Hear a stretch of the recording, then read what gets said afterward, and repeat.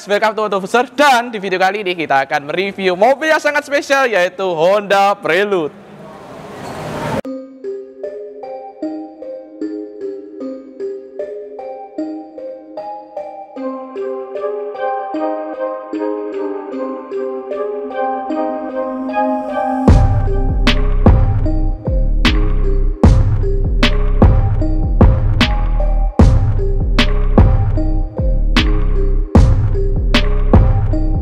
Oke, di video kali ini kita sedang mereview Honda Prelude lagi. Kalau di video kemarin itu adalah Honda Prelude generasi ketiga, sedangkan mobil yang di samping kita ini adalah Honda Prelude generasi keempat dengan kode bodi BB4.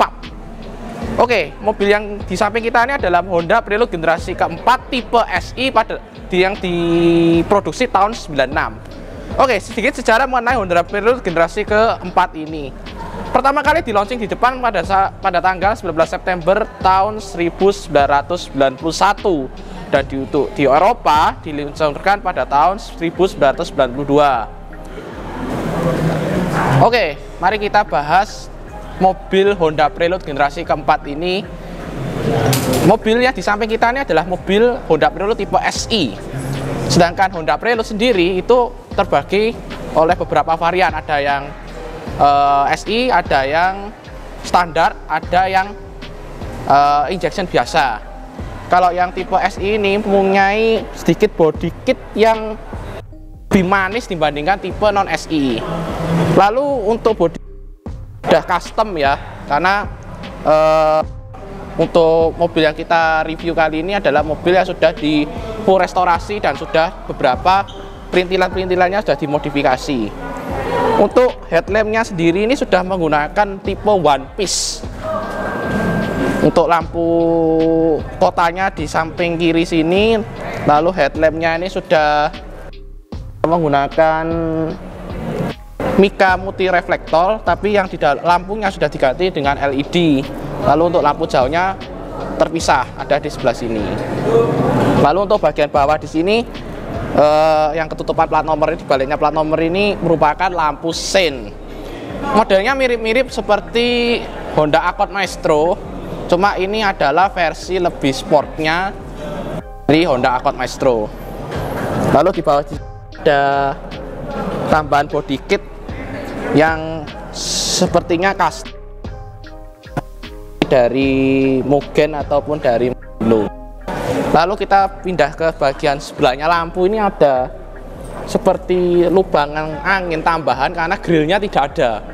Grillnya untuk bagian atas ini tidak ada, hanya diberikan lubangan kecil di kanan dan kiri sebelah sini, dan full grillnya ada di bawah sini. Di sini terdapat logo Honda yang masih tipe-tipe Honda tahun 90-an sekali, jadi kotak gini.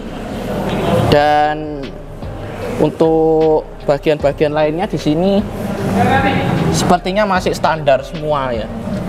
Untuk bagian ini tidak ditambahkan apapun, masih menganut bawaannya dari Honda Prelude. Oke, sekarang kita tadi sudah bahas bagian depan dari mobil ini, sekarang kita pindah ke bagian samping dari mobil ini. Untuk mobil ini sudah diberikan sentuhan sedikit modifikasi di bagian sektor kaki-kaki. Yaitu yang pertama adalah kelihatan sekali bahwa sudah menggunakan coilover karena jedanya cuma satu jari doang. Mobil ini sudah menggunakan suspensi sistem coilover keempat-empatnya. Lalu untuk bannya sendiri ini menggunakan brand dari Nankang semi slick dengan ukuran 225/45 ZR17 yang memberikan kesan sangat meaty dan sangat padat sekali dalam ruang roda ini. Lalu untuk velgnya sendiri menggunakan brand Rega Master dengan ukuran ya 17 juga. Lalu untuk baut rodanya atau lug nutsnya dengan menggunakan race asli. Lalu untuk sektor pengereman, mobil ini sudah menggunakan Brembo 4 piston dengan drill disc brake. Otomatis untuk pengeremannya sangat luar biasa. Lalu untuk kita bagian sisi fender sini masih standar original dari Honda Prelude, hanya mungkin ini sedikit diberikan sentuhan roll fender karena untuk bagian sininya dia lebih lebar karena untuk mengakomodasi dari ban semi slicknya ini. Lalu kita mundur ke bagian belakang. Di sini ada lampu sein defender yang menyertakan mobil ini emang tahun 90-an sekali. Karena pada saat tahun 90-an ya belum ditemukannya sein itu pindah ke spion, tapi seinnya masih defender. Lalu untuk bagian samping sini ada side skirt yang memberikan kesan sporty dan elegan. Lalu untuk spion di sini sudah diganti, bukan bawahnya seperti ini, sudah menggunakan spion dari Spoon yang sudah cat ulang sesuai warna bodinya ini. Oh ya, untuk bodinya sendiri ini sudah repaint menggunakan space hacker dan coatingnya juga space hacker untuk bukan untuk coatingnya, tapi untuk pernisnya juga space hacker. Dan mobil ini juga sudah di coating sampai 7 lapis. Jadi kilauannya ini adalah kilauan yang sangat-sangat memberikan kesan mewah dan bisa memberikan keawetan untuk cat dari space hacker ini. Oke. Untuk handle-nya di sini masih menggunakan model cungkil seperti mobil tahun 90-an, dan pintunya sayang sekali masih belum frameless. Jadi masih menggunakan frame yang sangat tebal. Tapi ya tidak masalah karena pintu yang non frameless ini memberikan daya tahan yang lebih awet daripada pintu frameless. Tapi untuk penutupannya, pintunya masih kondisinya sangat-sangat baik. Dan bunyinya seperti Accord Maestro sekali. Karena emang dari segi basis sasisnya mobil ini sebetulnya masih saudaraan dengan Accord Maestro, Honda Ascot atau Honda Vigor. Lalu kita beralih ke bagian belakang.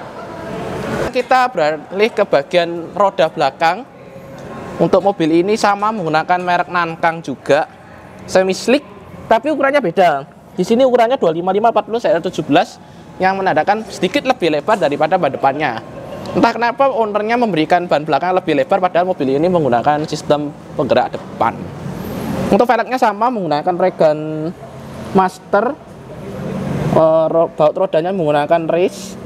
Lalu untuk pengereman belakangnya ini hanya solid disc brake yang sudah diberikan penggantian untuk di piringan remnya menggunakan drill, tapi untuk kalipernya masih menggunakan kaliper standar. Lalu di sini juga ada kap bensin yang harus dibuka dari dalam. Lalu untuk bagian belakangnya juga diberikan sentuhan body kit, spoiler body kit yang menambahkan kesan sporty tapi juga masih elegan. Oke, sekarang kita bahas bagian belakang dari Honda Prelude generasi keempat ini. Kita lihat dulu untuk pertama kali untuk wingnya ini adalah wing asli Mugen untuk Honda Prelude. Ini sangat langka sekali, harus mungkin dibelinya dari Jepang mungkin ya. Lalu untuk bentuk stop lampnya ini bentuknya seperti segitiga lucu gini, seperti rotari, mesin rotari, dan masih asli Stanley. Jadi emang lampunya ini sangat-sangat dijaga dan sangat dirawat, sehingga masih belum buram dan masih belum ada retak-retak rambut yang biasanya dijumpai pada mobil-mobil yang sudah berusia lebih dari 20 tahun. Untuk bempernya sendiri ini masih bawaan, lalu hanya diberikan sentuhan sedikit body kit di sini. Lalu untuk bagian tengah sini juga ada logo Honda yang masih tahun 90-an. Lalu diberikan aksesoris tambahan berupa kamera mundur. Lalu ada kunci untuk membuka bagasi, ada logo Prelude dan SI. Ini menunjukkan bahwa Honda Prelude yang ini adalah tipe tertinggi yang sudah menggunakan mesin H23. Lalu untuk knalpotnya di sini custom menggunakan stainless steel yang mereknya juga tidak tahu apa, mungkin custom by made sendiri ya. Oke, untuk desainnya sih sangat clean look sekali, sangat cakep, dan mempresentasikan bahwa mobil ini adalah mobil yang dirawat sangat baik. Oke, sekarang kita sudah berada di interior Honda Prelude generasi keempat. Kita bahas dulu mulai dari atas. Headlinernya ini menggunakan masih full original dari bawaan Honda. Lalu untuk sun visornya sendiri juga masih belum turun, tapi tidak ada kacanya. Lalu di sini juga terdapat tulisan bahasa Jepang yang memang mobil ini memang mobil GDM. Lalu untuk di sebelah kiri di sini sepertinya ada kacanya. Ya, ada kacanya dan ada magnetnya. Lalu untuk kaca melihat di belakang ini masih manual ya, DNFV-nya masih manual. Lalu kita pindah ke bagian dashboard dari mobil ini. Mobil ini memiliki dashboard yang sangat rendah sekali, khas mobil tahun 90-an, dan memiliki instrumen cluster yang memanjang dari kanan sampai kiri. Wah, ini benar-benar teknologi yang pada masanya waktu itu sudah sangat-sangat revolusioner. Dan sampai sekarang ternyata masih banyak beberapa mobil-mobil supercar dari Italia seperti Ferrari itu juga ada yang memberikan indikator instrumen cluster juga di bagian penumpang sebelah kiri. Jadi desainnya ini merupakan desain yang sangat revolusioner. Lalu untuk sebenarnya ada di sebelah kanan dan kirinya ini sepertinya Twitter ya, tapi kok sama ownernya ini sudah di nonaktifkan, dan yang sebelah kanan ini diganti dengan water temp. Tuh. Lalu untuk bahan dashboardnya soft touch, semua soft touch ya, karena ya mobil tahun 90-an dan mobil kelas atas memang soft touch itu sangat berlimpah. Lalu kita turun ke bagian AC ya. Untuk bagian AC di sini sudah diberikan sentuhan modifikasi lagi. Sudah menggunakan AC digital yang aslinya sebetulnya belum, tapi ada beberapa versi di faceliftnya itu sudah menggunakan AC digital, dan mobil ini sudah diberikan AC digital. Untuk AC-nya sendiri sih masih terlihat tombol-tombolnya masih sangat bagus, sangat well maintenance. Lalu turun ke bagian bawah sedikit, ada audio double din yang sudah aftermarket ya, karena aslinya single din tapi ada lacinya. Tuh. Lalu di bawahnya lagi ada soket lighter 12 volt yang bisa digunakan untuk menyulut rokok ataupun untuk mengecas gadget. Lalu pindah ke belakangnya lagi ada transmisi 5-speed manual yang sudah diberikan modifikasi seperti mobil truk ya ini ya. Gitu.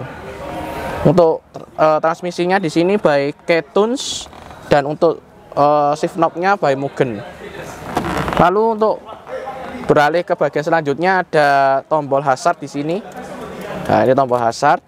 Lalu di belakangnya lagi ada tombol untuk menyalakan dan menaikkan dan menurunkan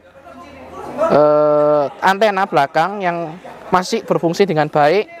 Lalu di sini ada tombol modifikasian yang tidak tahu fungsinya apa, lalu slot kosong, dan belakangnya ada asbak. Lalu untuk handremnya sendiri masih handrem model otot, karena yang mobil tahun 90-an tidak mungkin ada electric parking brake. Oke, sekarang kita pindah bagian joknya. Joknya ini bawaannya tapi sudah direstorasi menggunakan sweat. Bentuknya seperti semi bucket seat, seperti mirip jok Recaro tapi bukan Recaro. Untuk posisi duduknya, jok ini sangat nyaman sekali, sangat comfort, meluk, tapi tidak mengintimidasi. Lalu di bagian jok kiri ini ada tombol khusus untuk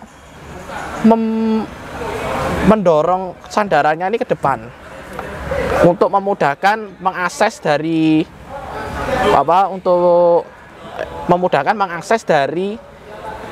penumpang kiri menuju ke jok belakang.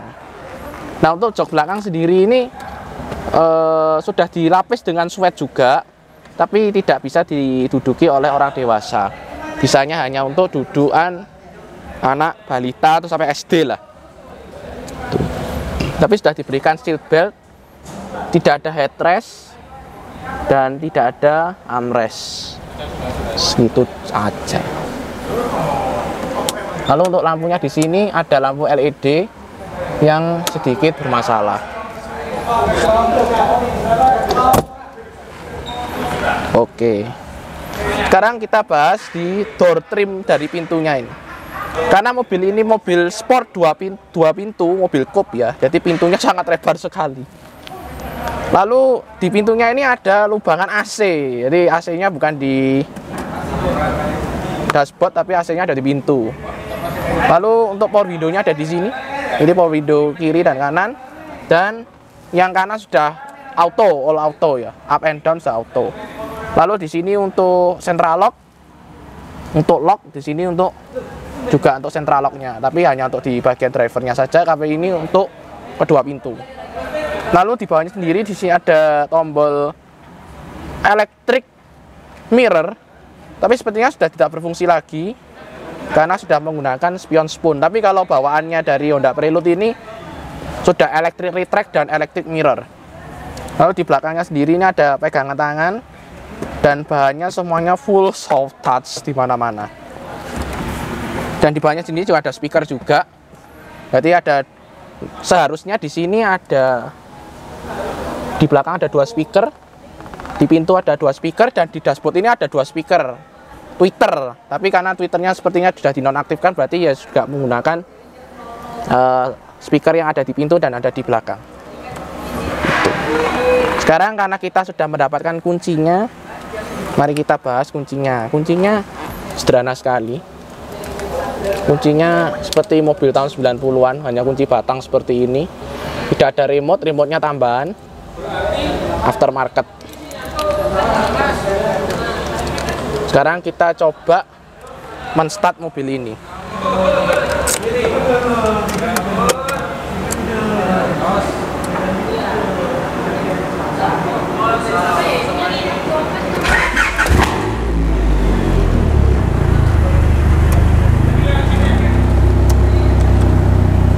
Nah, sekarang coba kita dengarkan suara dari mesin H23 ini ya.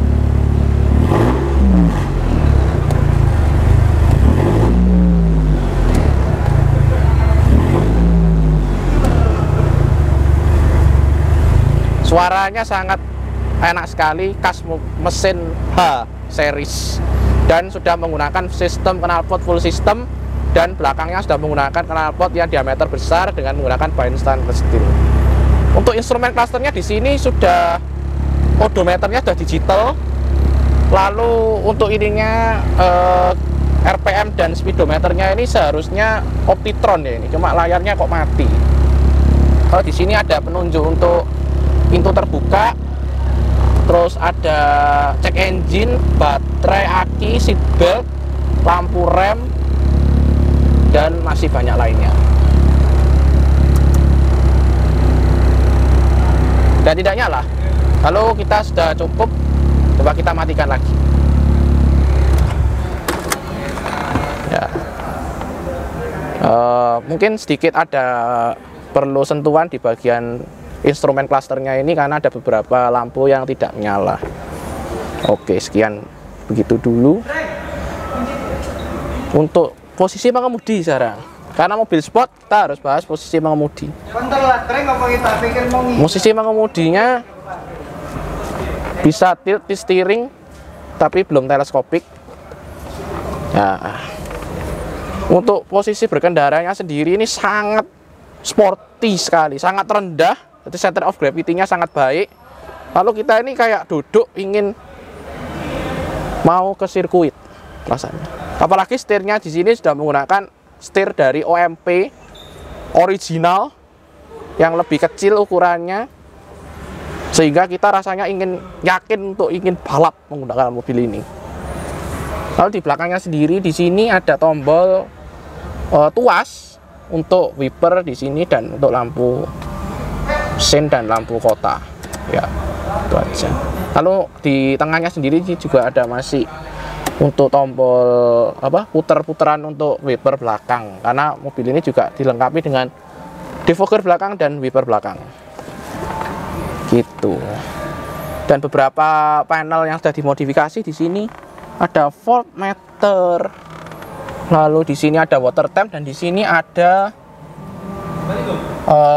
penunjuk bensin yang sepertinya kayaknya bawaannya sudah almarhum, jadi diberikan indikator tambahan di sini. Itu sih. So far so good. Mobil ini sangat langka di Surabaya, dan tentunya bagi pemilik mobil ini sangat bangga sekali memiliki mobil ini, karena tidak banyak yang punya mobil ini dalam kondisi yang seperti ini, yang sangat mulus dan lumayan sehat.